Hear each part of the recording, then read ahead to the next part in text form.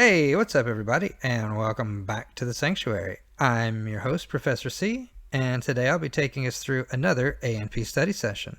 Specifically, I'll be talking about atomic structure. So, without any further business, let's get into it.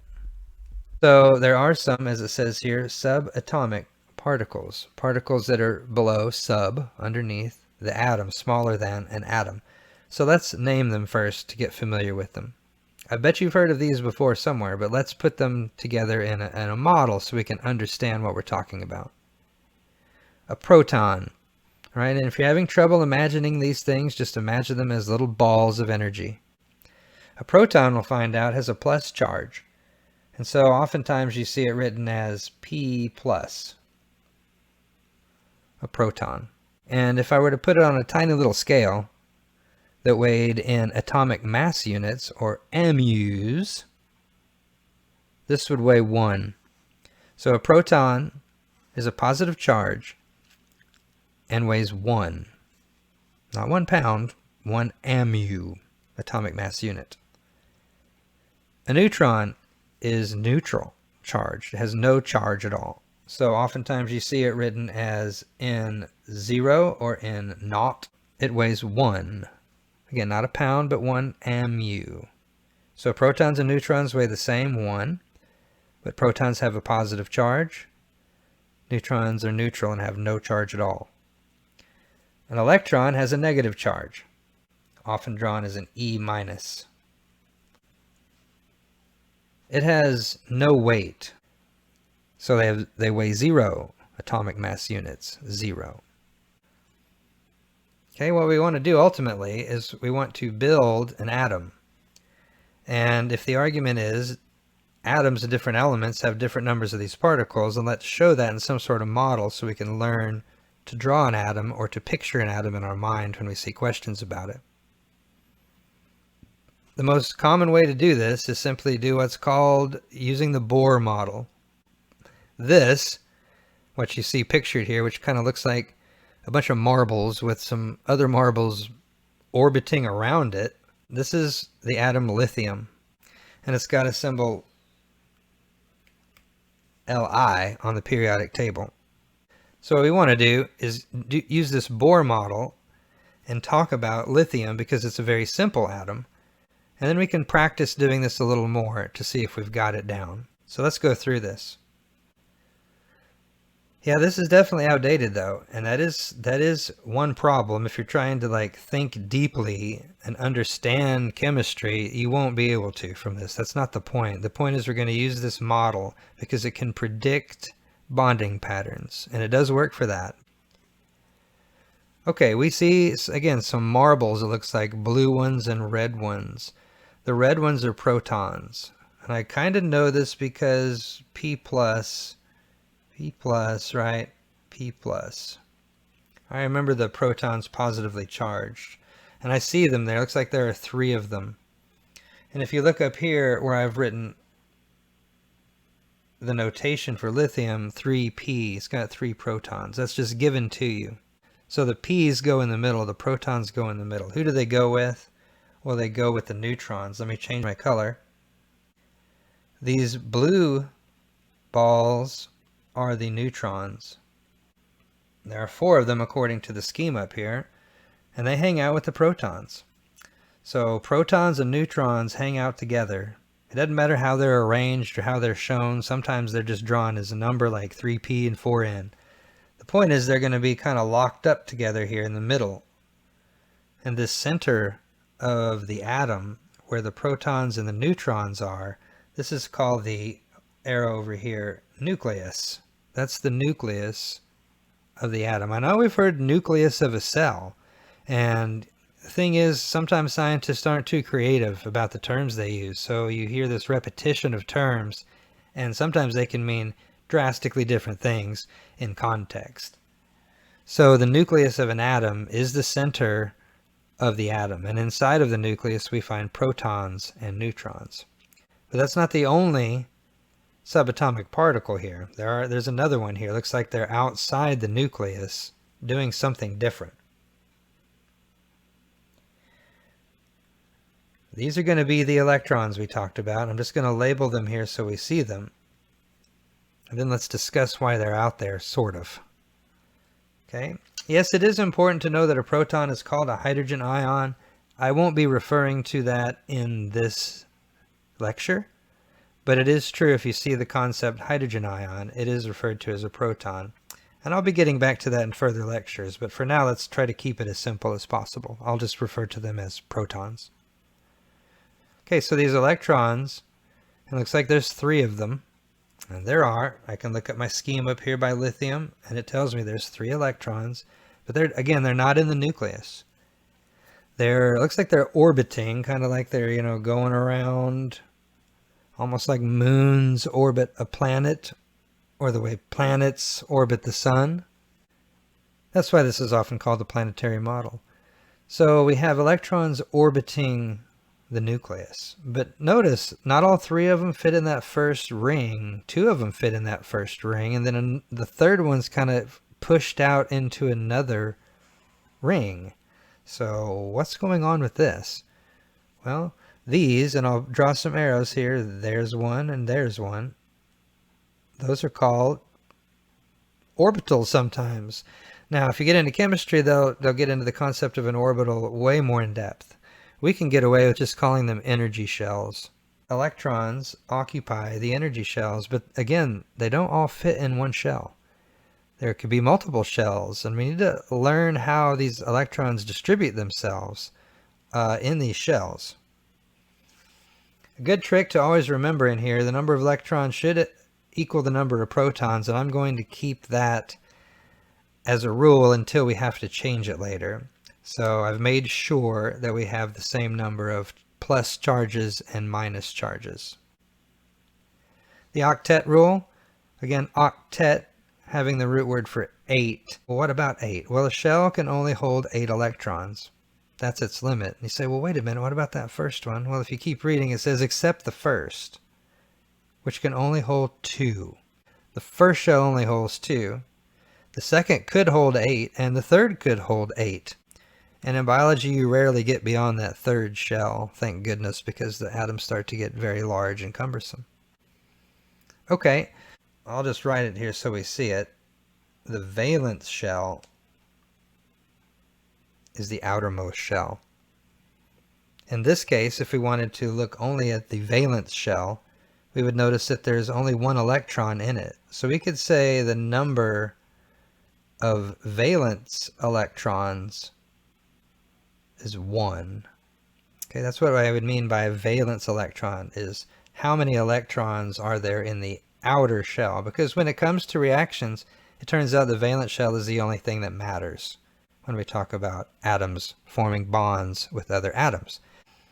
Okay, if you're given an atomic number, well, that's those numbers on that periodic table we saw with boron 5 and carbon 6. What that is it's telling you the number of protons. And that's as simple as it gets. Atomic number is the number of protons in the nucleus. For the lithium atom, atomic number was 3, because we had 3 protons in the nucleus. Atomic weight, sometimes known as atomic mass, but atomic weight is actually asking you to count all the particles in the nucleus. Because remember, a proton weighs how much? 1. A neutron weighed how much? 1. And an electron weighed nothing. Remember we said an electron weighs no AMU. So if you want to know how heavy an atom is, you simply count the nuclear material, because the electrons don't weigh anything.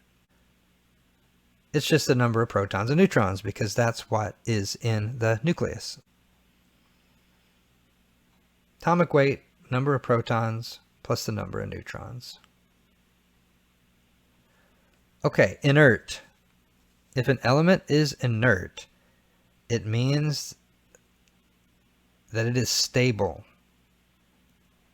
That means that it does not react. So that means that it is not part, inert elements are not part of any of the large biomolecules like proteins or carbs or lipids that we talk about in here. Like for instance, you are not made of helium. None of your body is made of helium. And again, we ask why. Well, this is going to be the key. The valence shell is full already. And let's prove that real quick by looking at helium. Let's draw a Bohr atom. Let's draw an atom using the Bohr model. Well, I know I have to have a nucleus, and then I can put some rings around. Let's just put one for now if I need it. What's in the nucleus? Protons and neutrons. How many protons? It says 2 and 2. That number is given to you. Helium. Okay, so in the nucleus we have 2 protons, 2 neutrons. That's fine. What's the atomic number? It would be 2, right? Because it's got 2 protons. What's the atomic weight? It would be 4, right? Because we count all the nuclear material. 2 plus 2 equals 4. Great. How many electrons? 2 of them. Where do they go? Not in the nucleus. They go in those shells, right? They orbit the nucleus. So I need 2 of them, it says there. I could put one here and one here. There's my electrons. And remember the octet rule. The octet rule says shells can hold 8 electrons except for that first one. And that first shell could only hold 2. So the valence shell is full. That's why helium is inert. It does not react. It does not form bonds. It is considered to be stable. And you never hear about any of your biomolecules made of it for this reason. Similarly, neon is not part of your body because it's an inert element. Let's draw that one out very briefly. Again, we need a nucleus. Let's put one there. And in the nucleus, we have 10 protons given and 10 neutrons given to us. Atomic number would be 10. Atomic weight would be 20 because we add 10 plus 10. There's 10 electrons, but I know they don't go in the nucleus. They go in these shells. And I'm going to need 10 electrons, but 2 can fit in here. I'm still missing 8. So I need to draw another shell. Now, 8. Can 8 fit out here? It sure can because that's the octet rule. Any shell but that first one can hold 8. So let's draw 2, just to make it easier to see. 4, 6, 8. There's neon. Again, look at its valence shell. Look at that outer shell. The outer shell is full. So if the valence shell is full, I will not react. I will not form bonds. I'm considered to be stable. Now, for us, inert elements are very boring, right? Because they don't do anything. They don't make up biological molecules. They don't make up life. So we don't need to talk about inert elements except to say what they are. We want to talk about reactive elements, those elements that do react. So let's do that. Okay, the point is, reactive elements have an unfilled valence. The valence shell is not full.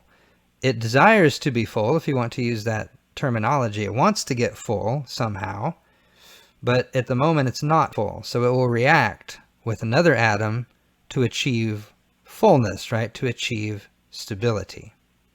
And that's what it says here. Reactive elements will readily form bonds with their atoms to achieve stability. Sometimes they have to lose electrons to do this. Sometimes they gain electrons to do this. Sometimes they just end up sharing some electrons with a neighboring atom and they pass them back and forth like throwing a baseball back and forth to one another. So let's look at some reactive elements and what we can predict from that.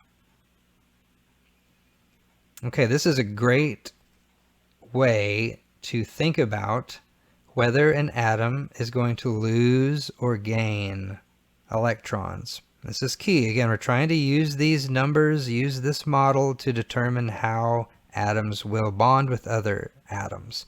So this is the concept of electronegativity. Okay, there's a rule to it. It says atoms with more than 4 valence electrons are electronegative. Let's look at one. Let's just say there's a nucleus. There's that first valence shell that I know gets filled with 2. Now let's draw another valence shell. And we want to make it not full, because if we made it full and put 8 in there, it would have, a stable atom. We want to make this reactive, but we want to put more than 4. So let's put 6, right? 1, 2, 3, 4, 5, 6. All right, that makes sense there. It's got more than 4. We're going to call that electronegative. We're going to put a little bitty squiggly negative thing. That's going to be our little sign for electronegative. A little lowercase delta with a negative sign by it. Okay. Again, think about this atom here that has these 6 valence electrons, right? Look at the valence shell, the outer shell. It's got 6 electrons. What does it want to do to become stable? Well, it could chunk off all 6 of those electrons, right? If it threw all 6 of those away, it would be stable because that first shell is full at 2.